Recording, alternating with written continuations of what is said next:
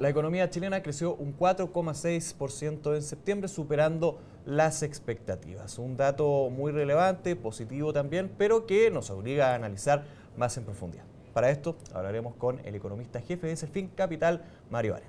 Mario, muchas gracias por estar aquí en DFTV. Gracias a ti, Nicolás. Bueno, brevemente vamos con el dato en sí. Este 4,6% supera las expectativas del mercado, ¿sorprende al mercado?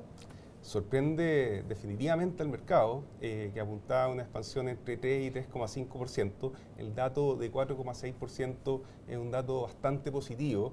Y si miramos en forma analítica qué significa este dato, considerando que septiembre tuvo 4 días hábiles menos, en realidad el dato, contando estos días hábiles, podría haber sido cercano al 7%. Perfecto. De hecho, el Banco Central construye un índice desestacionalizado y comparándolo año a año es 7,3% la cifra de crecimiento de Chile en el mes de septiembre. Así que un dato muy potente de crecimiento y que sin duda sorprendió a todo el mercado. Sorprende y también lleva a ajustar las cuentas, podríamos decir, porque se habla y se ha hablado durante ya varios meses de una desaceleración de la economía nacional, mucho por llegar a un techo en términos de empleo, también de consumo, pero estas cifras como que podríamos decir espantan un poco ese fantasma. ¿Es así? En cierta medida es así. Nosotros no compartíamos esta visión tan pesimista que tenía una parte del mercado. Los economistas han estado bastante divididos en términos de lo que están viendo en los próximos meses. Nosotros estamos sin duda en el techo de las expectativas de crecimiento. Y han habido voces un poco pesimistas en lo que podría pasar con el consumo en los próximos meses, pero en realidad los fundamentos del consumo siguen muy fuertes.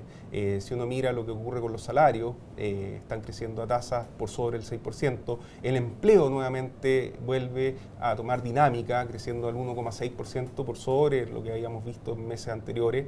El optimismo del mercado reflejado incluso, por ejemplo, en las cifras del segundo trimestre con la variación de existencia indica que hay optimismo en la economía y por lo tanto hay muchos factores que indican, incluso el Banco Central lo había puesto en sus minutas, de que la demanda doméstica sigue con fuerza y sigue mostrando signos de aceleración. Así que nosotros en ese sentido somos más positivos y creemos que es algo que se podría continuar dando en los próximos meses. Sin embargo, el lado pesimista que tú hablas está señalando un virtual, digámoslo, sobrecalentamiento de la economía. ¿Podríamos ver eso ya descontando un poco lo que fue este año, pero más bien hacia el próximo año, hacia el 2013, podríamos ver una caída no abrupta, pero importante de estas cifras positivas? A ver, es un riesgo estas presiones de demanda. El componente no transable en la inflación es algo que ha continuado con alta persistencia y si seguimos viendo cifras de demanda doméstica que no convergen a la tendencia, es algo que preocupa y en este sentido creemos que lo que anticipaba el mercado de alzas de tasas hacia el 2014 podría empezar a esperarse antes. Perfecto. O sea, el mercado podría adelantarse la decisión, a estimar alzas de tasas antes con estas cifras de crecimiento de servicios, ¿cierto? Y de la demanda doméstica en general. Eso podría pasar. Pero también es importante, y por eso lo comentábamos fuera de cámara, la relevancia que tiene este dato quizás de otros IMACEC que hemos conocido, porque podría marcar este punto de inflexión, ajustar las cuentas. ¿Cuáles son las cuentas que ustedes comienzan a sacar ya para el próximo año? Mira, ciertamente este dato es bastante importante, a diferencia del dato pasado, que estuvo bastante en línea con lo que esperaba el mercado. El mes pasado tuvimos una cifra en torno al 6% y que estuvo muy en línea con lo que esperaba el mercado. Este dato superó con creces las expectativas de mercado y con cifras bastante potentes.